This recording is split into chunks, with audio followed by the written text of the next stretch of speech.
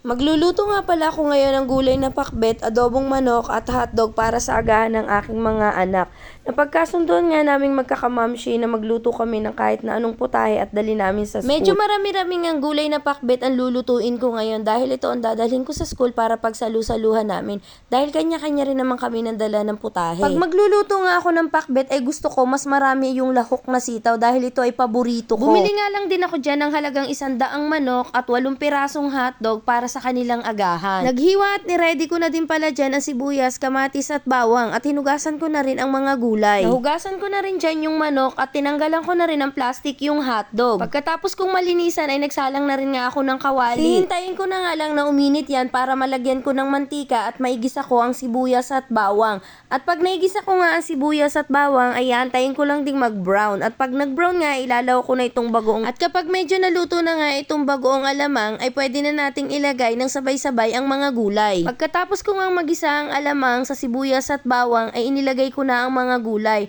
At yun nga, sa sobrang dami ng gulay ay hindi kasya sa kaserola kong ginamit. Kaya nga nagbawas na lang ako ng gulay kaysa naman palitan ko pa yung aking kawali. Naglagay nga din pala ako dyan na 1 cup ng tubig para mas mabilis na maluto yung gulay. Habang hinihintay ko nga kumulo itong gulay ay nagsalang na rin ako ng isang maliit na kawali para naman sa lulutuin kong hotdog na kanilang magiging agahan. Pagkasalang ko nga dyan ng hotdog ay binalikan ko na nga itong gulay kong niluluto at yan nga kumukulo na. Kaya naman tinimplahan ko na rin ng cubes, paminta at nilagyan ko rin ng kaunting toyo para naman mamula-mula. Ilang minuto nga lang ay luto na itong hotdog at sa tubig ko nga lang ito niluto. At yan nga ready na ang kanilang agahan. At dito nga sa kawaling pinaglutuan ng hotdog ay dito ako magigisa ng sibuyas at bawang para naman sa lulutuin kong adobong manok. Nagtira na nga lamang ako dyan ng sibuyas at bawang na hiniwa ko kanina. At yun nga kamatis ay nakalimutan kong ilagay sa gulay na pakbet. Ginisa ko na nga ang sibuyas at bawang hanggang ito ay mag-brown. At pag ito nga ay nag-brown ay ilalagay ko na yung chicken. At pag nagluluto nga ako ng adobong chicken ay medyo binabrown ko muna bago ko ito timplahan ng mga sangkap katulad ng suka,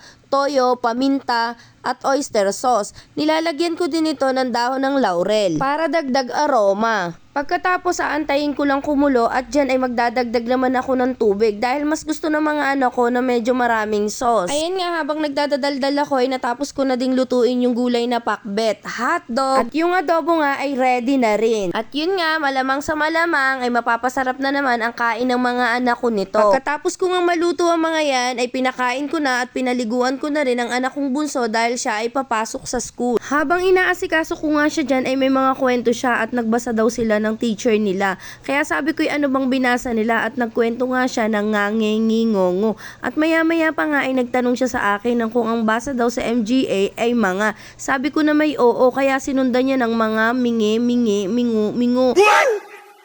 Sobrang napatawa talaga ako sa pagbasa niya kaya ang ginawa ko na lang ay ikinore ko ang kanyang pagbasa. Sinabi ko na lang na walang ganun na pagbasa, mga lang. Pagkatapos ko nga siyang maasikaso dyan at matalian ng buhok ay umalis na rin kami para maihatid ko siya sa school. Pagdating nga namin sa school ay may batang tuwang-tuwa at masayang masaya dahil nagsa-celebrate siya ng birthday today at yan nga may cake na regalo ang batang cute. Kaya nga din kami nagluto ng iba't ibang putahe ngayon dahil dito namin isi-celebrate ang birthday niya sa harap ng school. So kami-kami lang naman mga mi. Kinantahan nga namin ng happy birthday ang batang ito dahil napakalapit nito sa amin dahil lagi siyang kasama ng nanay niya sa tuwing maghahatid sa kanyang ate. Ito nga yung mga pagkain na pagsasalu-saluhan namin. Simpleng kainan lang. Ang mahalaga naman talaga ay masaya at walang sakit ang nagbe-birthday na palagi ko talagang sinasabi. Di balin lang, simple lang, basta mahalaga, walang sakit at masaya. So yun lang for today's video. Happy birthday my baby girl. Thank you for watching. See you on my next vlog.